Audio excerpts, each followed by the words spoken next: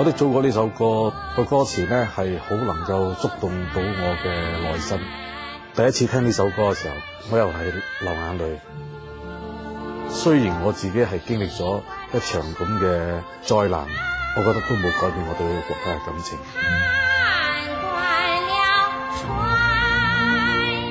2006年8月31號，北京市第2中級人民法院判程翔間諜罪成，監禁5年。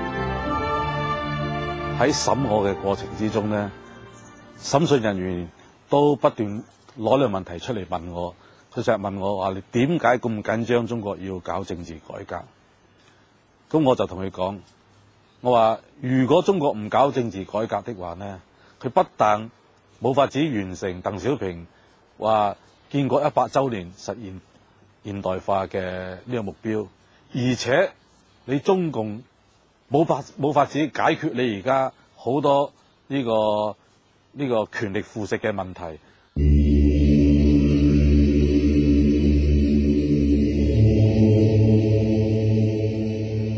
你睇到共產黨好強調中國有中國嘅國情，所以呢，西方嘅民主、自由、人權、法治呢啲咁嘅普世價值呢，係唔適用於中國。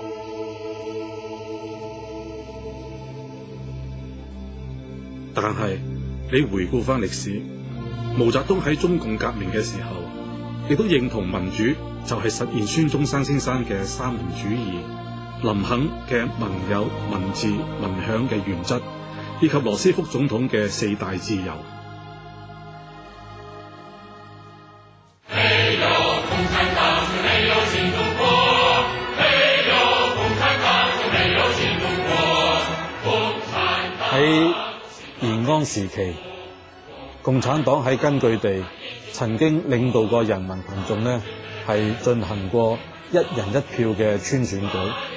由於當時大部分村民都係文盲，所以好多農村採取咗鬥選法，候選人背住選民坐成一排，而佢身後邊呢就放住咗一隻碗。咁年滿18歲以上嘅選民呢，就可以按自己嘅意願將豆放喺自己中意嘅候選人嘅碗入邊，最後呢就根據豆嘅多少呢嚟決定邊個勝出。呢種選舉方法呢，就係充分地體現咗民意。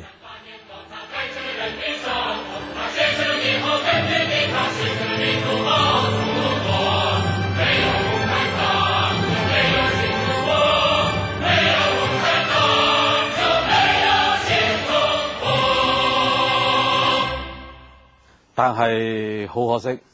即係一旦中共取得政權之後呢，佢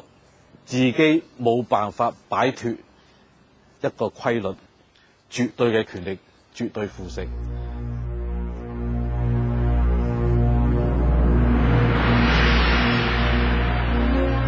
其實呢，改革開放初期呢，鄧小平復出冇幾耐呢，發表咗一篇好出名嘅講話，就叫做黨和國家領導制度嘅改革。當時曾經講過，好似文革呢一類嘅災難呢，喺西方國家係唔可能發生嘅。我睇到呢，鄧小平係好清醒嘅，當時佢完全睇到呢，即係嗰個共產黨制度嘅個缺陷嘅。咁所以佢都係好早期呢，佢係好樂意去推動改革。民間嘅響應好熱烈，好快呢就出現咗所謂西單民主牆，就係魏京新提出嘅第5個現代化，即係政治現代化。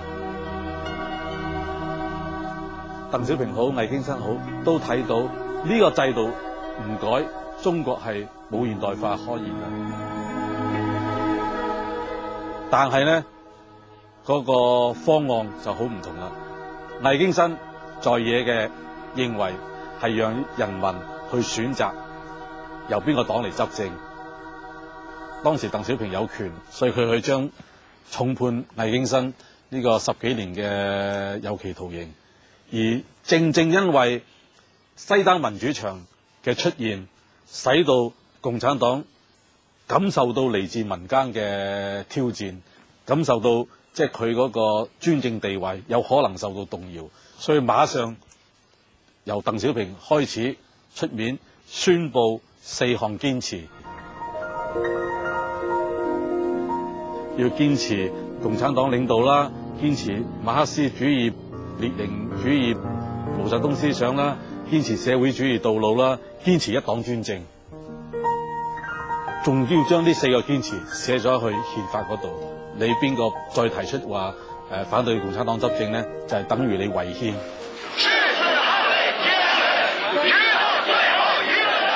咁8964事件一出現之後呢，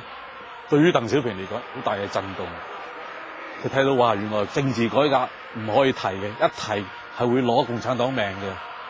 所以從此政治改革呢變成呢係此講不做。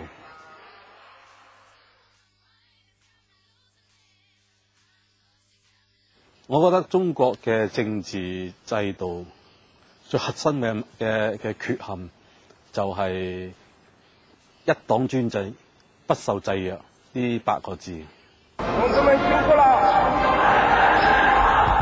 鄧小平曾經講過，佢希望喺建國100週年能夠使到中國呢係全面實現現代化。我覺得現代化除咗有硬指標之外呢，仲有軟嘅指標，就係反映一個社會一種文化嘅魅力，使到你呢個國家呢，即係人哋願意嚟呢個國家度生活居住。中國究竟離呢個現代化仲有幾遠呢？嗱，最近發生有幾件新聞呢，其實我覺得呢係好能夠說明呢個問題嘅。喺奧運舉辦咗之後呢，接住太空漫遊嘅盛舉啦，但係馬上就發生呢個毒奶粉事件，又恰恰說明呢，我哋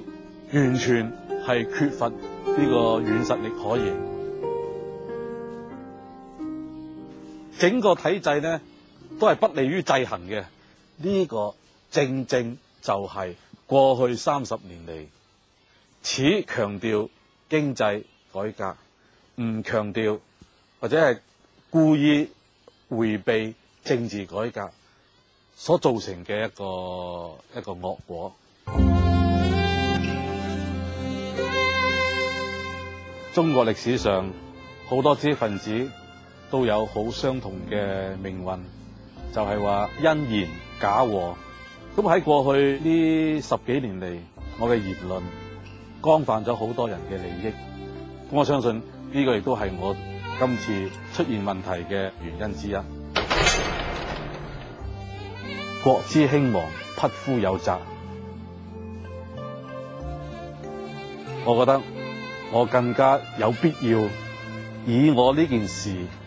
作為一個具體嘅個案嚟指出，今後國家應該要點樣去改革種種嘅制度。